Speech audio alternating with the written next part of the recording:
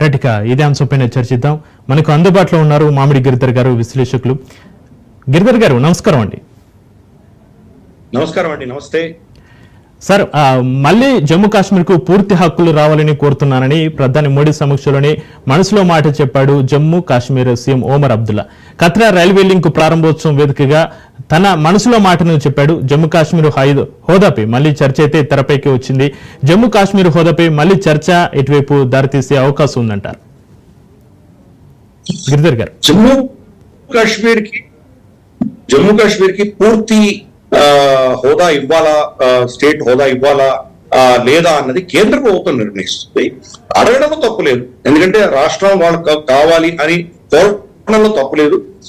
కానీ అదే ఒమర్ అబ్దుల్లా పహల్గాం ఘటన జరిగిన తర్వాత అసెంబ్లీలో ఆయన ఇచ్చిన స్టేట్మెంట్ మనం చూసామంటే, ఏ మొహంతో నేను కేంద్ర ప్రభుత్వాన్ని పూర్తి స్టేట్ దర్జా ఇవ్వమని నేను ఎలా కోరగలను, ఇక్కడ శాంతి భద్రతలు లేవు కదా, ఏ మొహం పెట్టుకుని నేను దేశంలో అందరినీ మా రాష్ట్రానికి రండి పర్యటనకు అని నేను చెప్పగలను, దుర్ఘటన జరిగిన తర్వాత, దారుణం జరిగిన తర్వాత నేను ఎలా కేంద్రాన్ని అడగలను అని చెప్పి అదే ఒమర్ అబ్దుల్లా గతంలో స్టేట్మెంట్ ఇచ్చిన విషయం మనకు తెలుసు.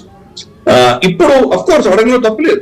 ఇన్ఫాక్ట్ ఒమర్ అబ్దుల్లాని కానీ లేదా మెహబూబా ముఫ్తీని కానీ వీళ్ళని అడిగితే వాళ్ళకి మళ్ళీ ఆర్టికల్ 370 కాదు కదా, 1954లో ఉన్నటువంటి స్టేటస్ అది కావాలని వాడు కోరుకుంటారు. 1954లో ఉన్న స్టేటస్ ఏంటి? భారత ప్రధాని ఉండగా జమ్మూ కాశ్మీర్ కూడా ప్రధాని ఉండేవాడు. షేక్ అబ్దుల్లా జమ్మూ స్టేట్ ఇప్పుడు అడుగుతున్నారంటే రేపు ఆర్టికల్ 370 రెస్పాన్స్ చేయమనొచ్చు. తర్వాత మనకు మళ్ళీ ఆర్టికల్ కూడా ముందర మనకు ఏదైతే మనకు ఉన్నదో అది కావాలని కోరుకోవచ్చు. కోరుకోవడం తప్పలేదు, దాన్ని ఎవరి కోరుకుంటారు. కానీ అక్కడ ఉన్నటువంటి పరిస్థితులు జియో స్ట్రాటజీ సైడ్ మనకు పాకిస్తాన్ పొంచి ఉంది. ఈ రెండు శక్తులు మనకు అమెరికా శక్తి కావచ్చు, చైనా డీప్ స్టేట్ కావచ్చు, వీళ్ళందరూ కూడా జమ్మూ కాశ్మీర్ కన్నేసి ఉన్నారు. కాబట్టి అది వీళ్ళని పురుక్కుని వాళ్ళ తీసుకెళ్లేటువంటి ప్రమాదాలు ఉన్నాయి. కాబట్టి అక్కడ పరిస్థితులు పూర్తి స్టేట్ అవడానికి బాగుపడ్డా కేంద్ర ప్రభుత్వం. గిద్దర్ గారు, కొంచెం నెట్వర్క్ ఇష్యూ ఉన్నట్టుంది, వాయిస్ బ్రేక్ అవుతుంది గిద్దర్ గారు.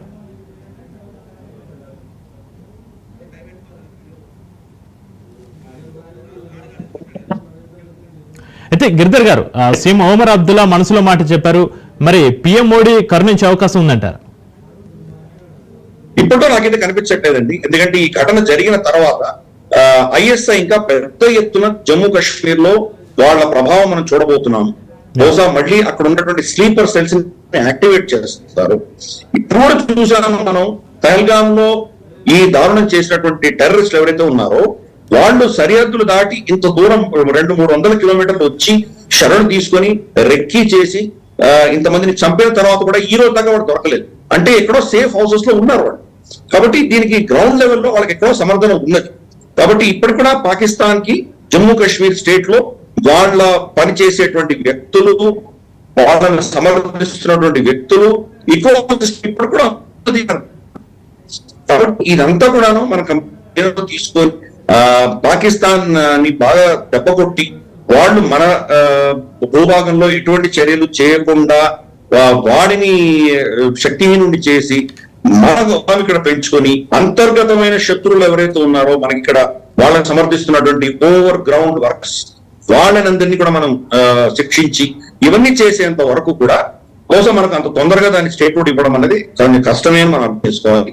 పైపెచ్చు వచ్చే సంవత్సరం 2026లో దేశవ్యాప్తంగా మనకు సెన్సస్ జరగబోతున్నది. దాని తర్వాత మనకు డీలిమిటేషన్ జరుగుతుంది. ఒమర్ అబ్దుల్ మొత్తం వచ్చి సంవత్సరం కూడా అవ్వలేదు, ఇంకా కొన్ని నెలలైంది. కాబట్టి ఇవన్నీ అయ్యి దేశవ్యాప్తంగా బహుశా 1 నేషన్ 1 ఎలక్షన్ లాంటిది ఏమైనా వస్తుందేమో మనకు తెలియదు. అటువంటిది వచ్చినప్పుడు బహుశా అప్పుడు ఆలోచన చేయొచ్చు. కానీ ప్రస్తుతానికి మాత్రం దాంట్లో ఎటువంటి మార్పులు ఉండవని నేను భావిస్తున్నాను. తప్పులేదు, అక్కడ ఉన్న పార్టీస్ అడుగుతారు, తప్పదు అది. కాకపోతే అక్కడ కీలకమైన విషయం ఏంటంటే లా అండ్ ఆర్డర్ ఏదైతే ఉందో అది మాత్రం లోకల్ గవర్నమెంట్ కి ఇవ్వడం అన్నది కర్తవ్యం. ఇప్పటిలో అది ఇవ్వరని నేను భావిస్తున్నాను. బహుశా ఈ అక్కడ స్థితి అంతా కూడా కంప్లీట్ గా నార్మలైజ్ అయ్యి మన సెక్యూరిటీ ఫోర్సెస్ కంట్రోల్ అధీనంలో తీసుకున్న తర్వాత బహుశా అప్పుడు ఆలోచన చేస్తారు. ఒక 2-3 ఏళ్ల తర్వాత కూడా ఆ తర్వాతనే వీళ్ళు ఏదైనా ఆలోచన చేయగలరు. అంతవరకు బహుశా దీన్ని ఇలాగే కొనసాగిస్తారు. Yes. ఇప్పుడున్నటువంటి ప్రభుత్వం 5 ఏళ్ల పరిమితి అయిపోయిన తర్వాత బహుశా దాన్ని తీసుకొస్తారేమో, లేదా మనకు మధ్యంతర ఎన్నికలు కనుక వస్తే 1 నేషన్ 1 ఎలక్షన్ లాంటివి ఏమైనా వస్తే 2027లోనో 2028లోనో మరి ఎప్పుడు వస్తుందో మనకు తెలియదు.